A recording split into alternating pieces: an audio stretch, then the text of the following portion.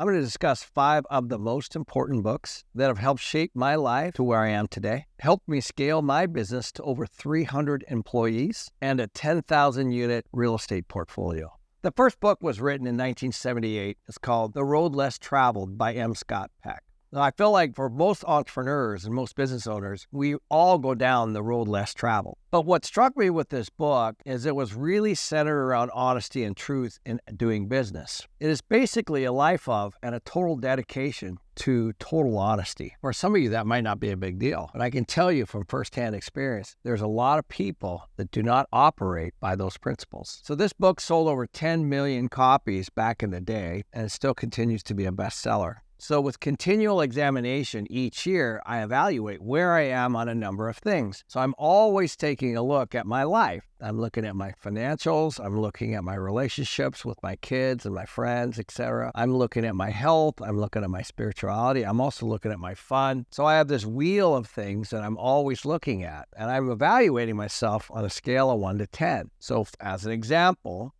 when my parents started to get older, and they started to retire and they started to do more things, I started to see them less as I was building my career. One of my goals was to see them 1 time a month, even though I live in Arizona and they live in Washington State. I have the same things going on right now as my kids are now aging and getting out of the house, where I have dinners with them at least 2 or 3 times a month. I'm using those metrics with all of my relationships. But I do the exact same thing with my personal finances, with my investments, with my spirituality, with my health, with my fun, with my travels. All of those things are measured. And this came right out of this book. The one thing in this book that you have to come to terms with is that you always need to be willing to be personally challenged on all of those things and not be defensive. So I find that a lot of people might be good at putting a scorecard together. They might not be good at the criticism from other people to be able to say, I think that score's too high. This happens all the time in marriages, for example. So one time I went to a big seminar where the man and the woman stood up and said, how would you rate your marriage on a scale of 1 to 10? And the man was always 2 or 3 points higher than the woman. And it was really interesting to me because the 2 perspectives, obviously the same relationship, could not have been more different. So being able to be personally challenged is a key part, because without that, you miss the third thing, which is the complete honesty. You have to be brutally honest with where you are, and until you are, you won't actually make any changes. The way that I actually have taken this book and applied it to my life is I do self-assessment in everything I do now. I'm continually asking other people for feedback so I can be brutally honest with where I sit today so that I can make better changes and corrections. And I think that's the one ingredient a lot of people don't do, is they might know where they stand, but they might be very afraid of changing because it's super uncomfortable. I find that this self-assessment and total honesty really resonates both in my personal life and in my business life, because when you're completely transparent and vulnerable even at work, then you start to see that reciprocation coming back from other people because they see that you are doing the same thing. The second book is Think and Grow Rich by Napoleon Hill, and it was written in 1937. Napoleon Hill interviewed over 500 millionaires at the time, including Andrew Carnegie. After all those interviews, he saw that there were 13 laws of success that emerged from those 500 interviews that he did from 500 millionaires. A couple takeaways from this book revolves around self-awareness, and there's a lot in this book about being self-aware. Having the desire and the faith, you definitely need those things to be able to pursue whatever it is you're going to do. But the biggest thing that I got from this book was the difference between specialized knowledge and general knowledge. Now, if you think about it, most schools actually direct you down a path of being very specialized, like a doctor, like a CPA, like a dentist. Those professions are very specialized. Napoleon Hill is saying is that the most successful people in the world actually have more generalized knowledge. Sometimes when your knowledge is so specialized and things change like markets or technology, and then all of a sudden you see that you maybe not be so relevant, you can always fall back to the generalized knowledge because you have more tools in your tool belt. So one of the biggest takeaways for me for that book is that you need to have very strong generalized knowledge, because especially in the world of business, and any entrepreneur knows, you have to know a little bit about a lot of things as opposed to a lot about one thing. How I was able to apply that for my business was to realize what I was really strong at and maybe what I wasn't so strong at. And I had to focus on the things that I wasn't so strong at. So in this business, I have to understand marketing. I have to understand finance. I have to understand IT. I have to understand the SEC and securities law.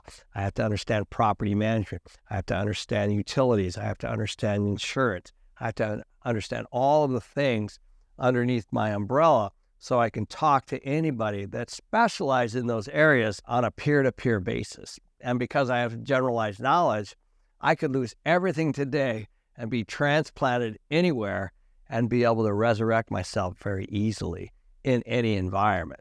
Third book is Turning Pro. Now, this is a really small, easy book and a quick read, but the words are incredibly powerful. I don't think there's any fluff words in this book at all. In fact, some chapters are just a few sentences. The one quote I remember from Stephen Pressfield is, "The amateur tweets, the pro works." And basically, what he does is he defines two paths. One path is an amateur path, and one path is a pro path. And there are very different habits on the pro path than there are on the amateur path. Even though both thinks that they're doing the right things, Stephen Pressfield believes that going pro is a conscious decision. He believes that amateurs are running away from their calling and pros are actually going toward them. At our company, we bring together all our people one time a year. And so we had about 150 people in one room, and I bought everyone the book and had them read it a few months before.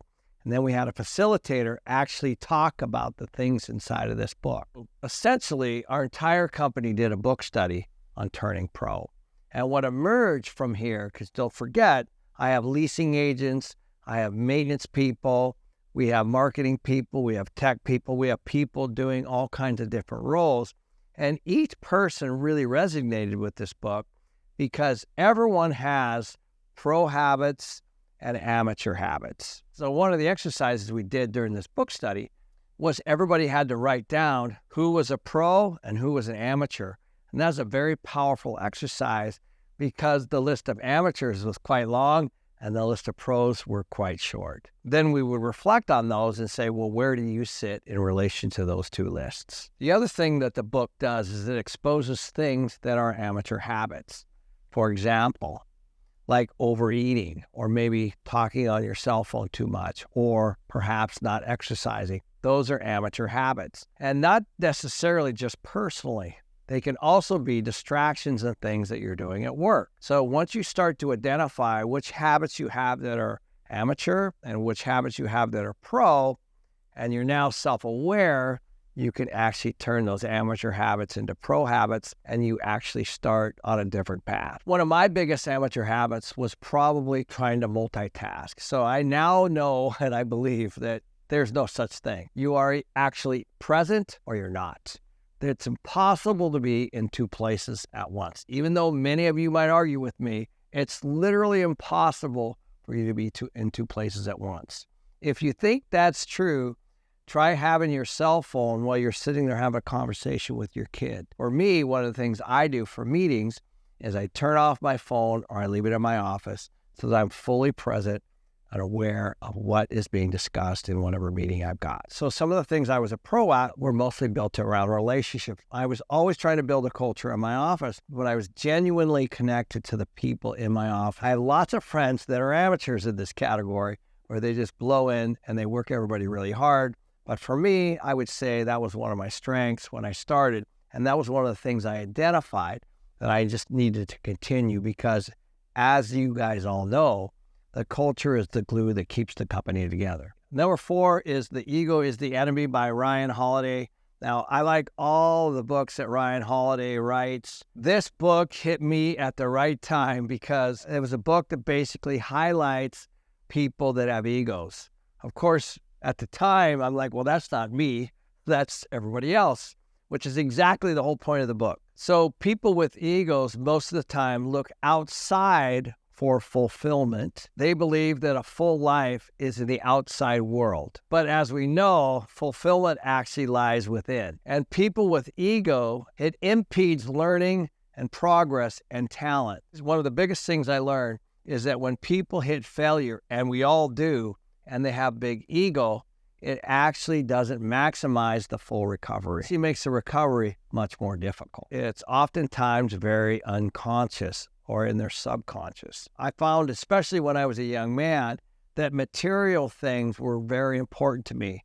Houses, cars, jets, those kinds of things. That's all ego.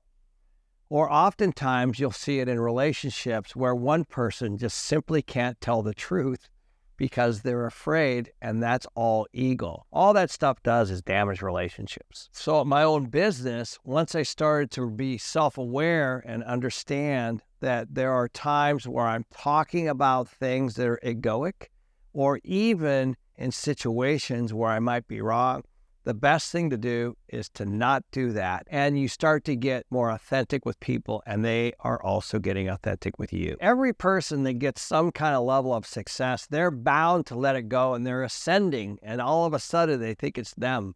And the great thing about this book is it just kind of brings you right back down to where you need to be grounded, because nobody really cares about that. And when you bring it out, it's just your own insecurity, and it just wrecks everything else.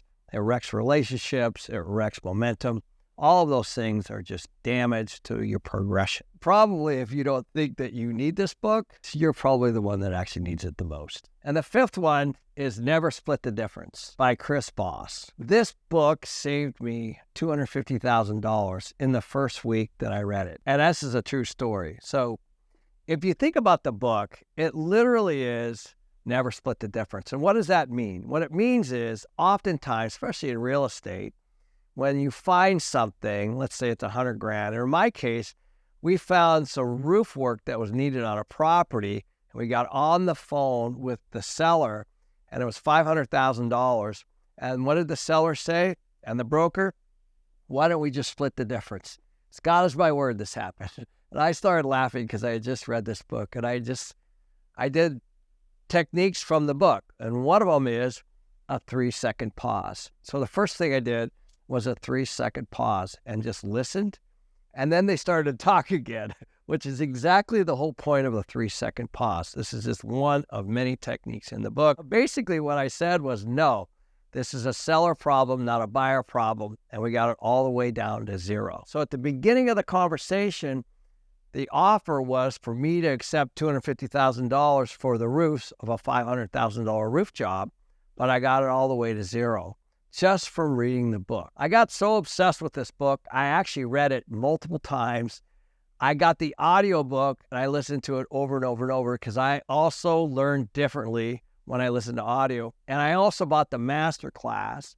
And then I had Voss on a Zoom, and I also invited him to our Limitless conference, which we do every year at limitlessexpo.com. And he was one of the main speakers at that conference, and I got an opportunity to do a podcast with him. During the podcast, he tried to trip me up on some of the techniques, but thankfully, I had read the book so much that it didn't work. So 2 of the techniques, one is called mirroring, and essentially letting somebody talk and then just repeating the last 3 words. I use this all the time. The other one is the 7, 38, and 55 rule. And that is that words represent 7% of communication, 38% of communication is tone, and 55% is somebody's body language. So these are just all some techniques from negotiation that I learned from the Voss book. And I'm telling you, it's a must-read for business owners and, of course, for relationships. So a couple examples for body language would be if I'm sitting back like this, listening to somebody, that has a very different tone than I'm sitting there like this and I'm all in and listening to them and being very present. So this is not so present, closed down. And this one, of course, is extremely present. The other one is tone, of course. And this works essentially where you can lower your voice, or you can really, really raise it and make a point.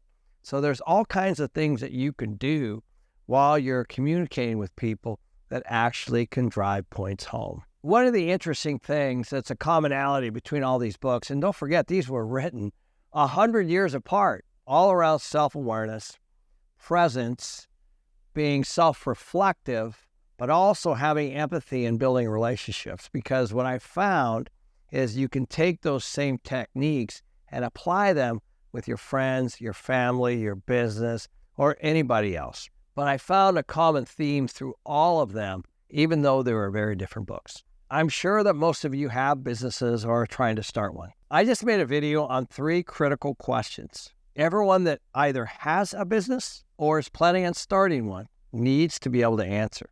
I highly recommend watching that here.